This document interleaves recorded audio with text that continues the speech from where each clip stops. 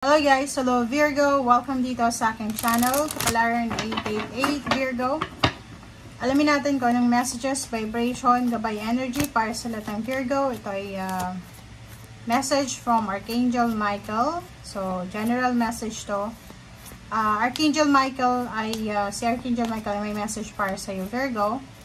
Pwedeng guidance ito, information, or anything na related sa iyo. So, innocence. And second card. Okay, so innocence. You created this situation and you have the power to change it. Okay. Virgo. Virgo. Siguro yung ibang Virgo, meron kayong mga failures and mistakes na ginawa nyo from childhood kayo. Innocent. Yung inosente pa kayo, nung bata pa kayo. And sa ngayon, dala-dala nyo siya pagtanda nyo. Kasi parang, halimbawa, nagkamali ka dati. Ang example dito is yung halimbawa, naging single mom, 'di ba, sa batang edad, like mga 20 years old, 18. Tapos, yung pagiging single mom mo until now, marami pa ring mga tao yung ginajudge ka. Parang isa yun sa example. Nakagawa ka ng big mistake, nakapaghiwalay ka dati, tapos dala-dala mo yun hanggang ngayon. So, dito sinasabi na you created the situation and you have the power to change it. May power ka daw, Virgo, na alisin, ayusin, baguhin yung sitwasyon mo. Okay.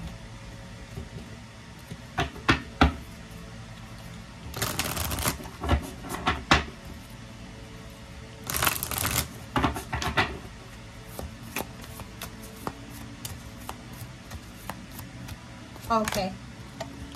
Second deck natin is number 3. In the light of the moon. Okay, so a full moon can shine light in what you have been resisting. Okay, this can be anything from your fears to your soul's beauty. So, yung full moon this year, hindi lang sa this month, hindi lang ngayon, every month this year, every month, sinasabi dyan sa'yo ng iyong barahan na mayroong mangyayari sa every full moon na darating sa taong ito.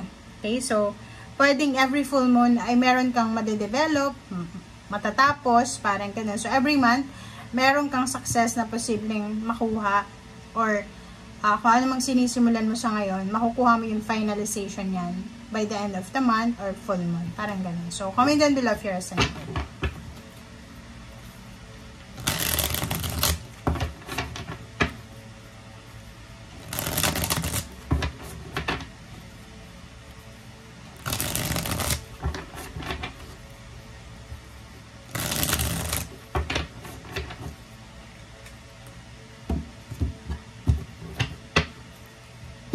Okay, first card natin is Two of Cups.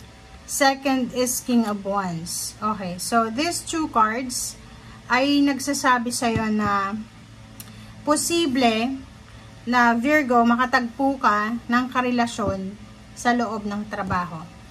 Posible na kung in a relationship ka, kailangan mong trabahuhin yung relationship mo.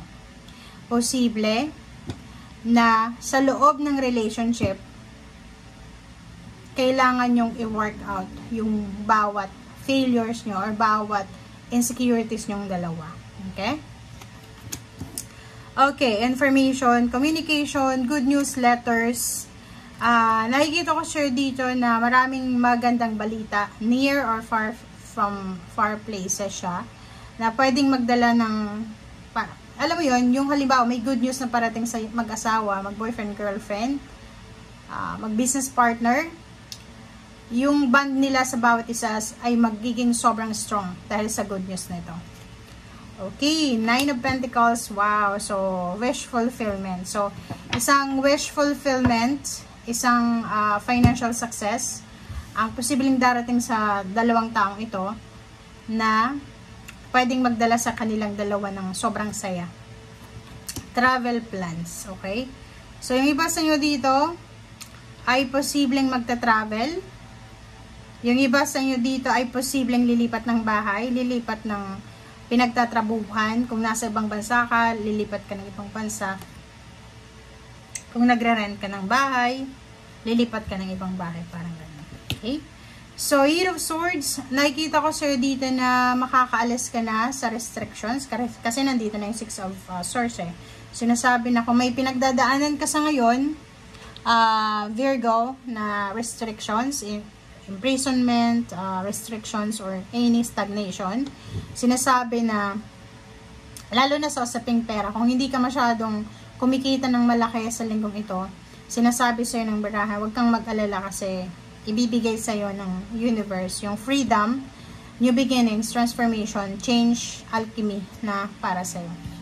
And Chariot card is number 7. So, may matagal ka nang hinihintay na wish fulfillment, victory, success, recognition, rewards, awards, pwedeng new life, new beginnings, ang posibleng darating talaga sa'yo.